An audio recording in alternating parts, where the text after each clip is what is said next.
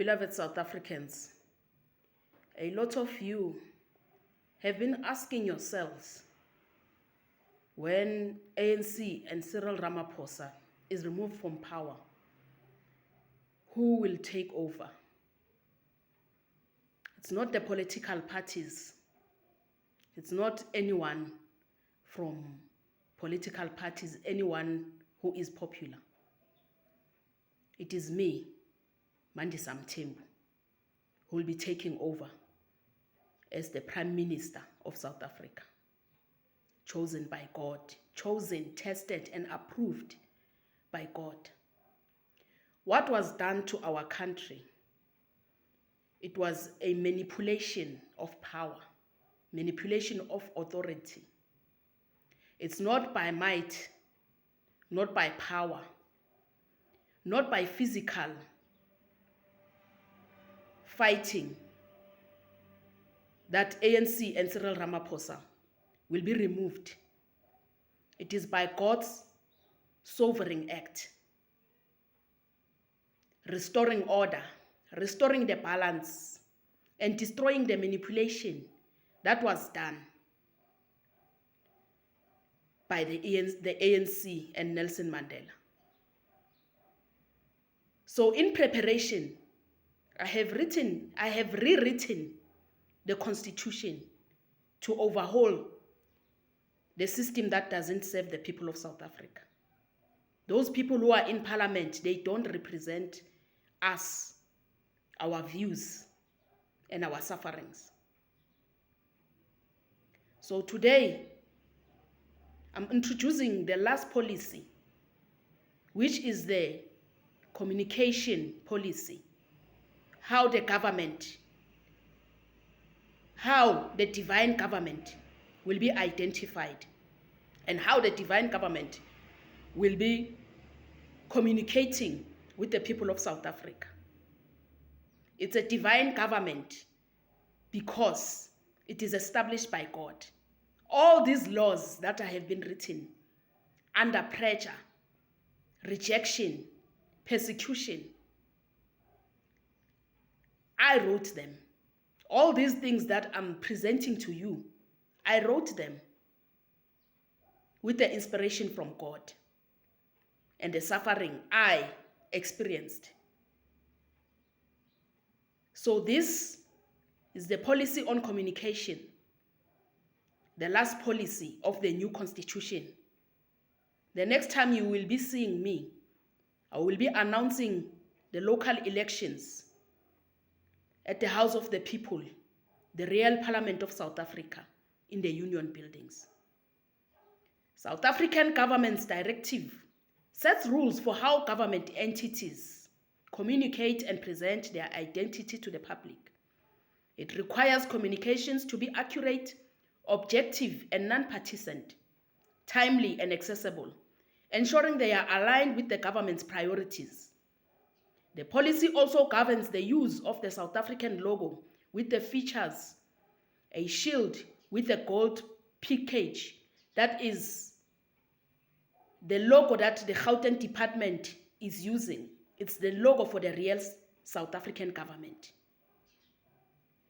representing the country's vast mineral resources. Above the shield is a cornet, symbolizing divine call, a sacred signal and connection to the divine God, the presence of the Almighty God in our country and government. The blue shield, which represents divine protection, faith, and peace. God represented by the color blue, and the shield of faith, which guard our government against evil. Blue also represents the protection of our cultural heritage, which is spiritually calm and peace. The two golden lions represents courage, strength, royalty, and leadership. It represents the divine authority of Jesus Christ, the Lion of the tribe of Judah. The golden lion also signifies justice, protective energy, a call to find one inner confidence and moral strength. Justice and integrity is what governs South Africa from now on. The motto is unity in diversity. The gold color represents divine power, purity, wisdom, and enlightenment and consciousness. Gold symbolizes eternal life and incorruptible truth and resistance to tarnish, which is true identity of South African indigenous people in God Almighty. This is the logo for all South African government institutions to ensure consistency and avoid partisan endorsements. Communication principles, accuracy and objectivity. Communications must be factual, free from bias, and avoid political partnership. 2. Accessibility and inclusivity. Communications should be written in plain language, accessible, and consider the information needs for diverse communities in South Africa, including all 12 official languages. Non-partisanship. All government communications must be objective and avoid partisan slogans, images, and affiliations. Advertising in particular must not feature the name, voice, or image of a minister or a member of parliament. All those ministers' images hanging in government buildings wall must be removed and replaced by the logo of a shield and 2 golden lions.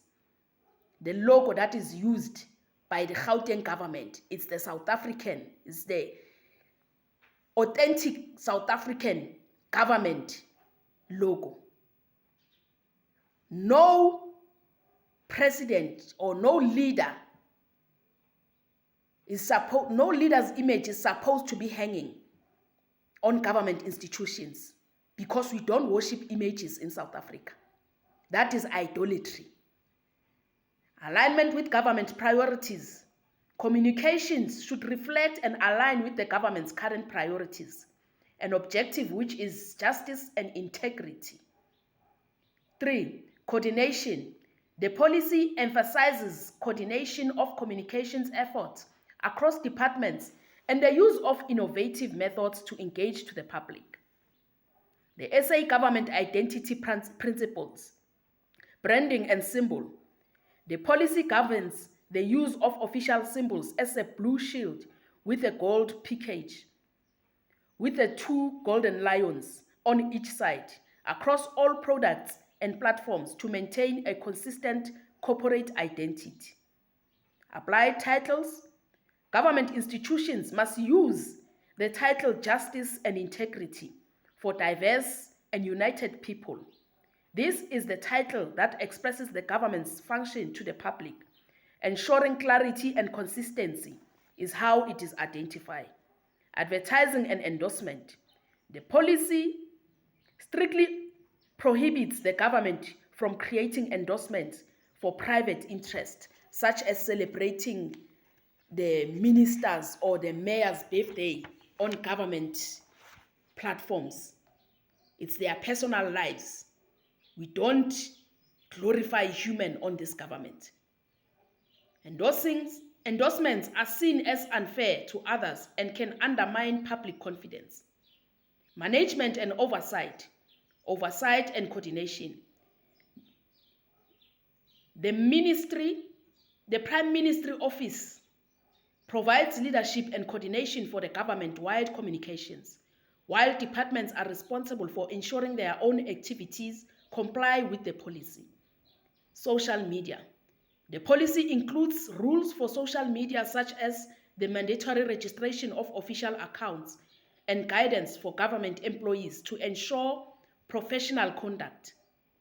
Public opinion research. The policy outlines rules for conducting public opinion research, particularly during elections and specific conditions under which it can be approved.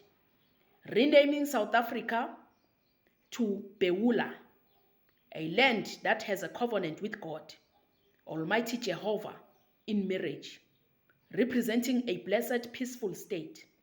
South Africa is to be named Beula, a land married to God by covenant, and it is a shift from desolation to intimate divine favor and restoration for the people of South Africa. God Almighty Jehovah will be the source of our blessings, peace, and prosperity from today. Thank you.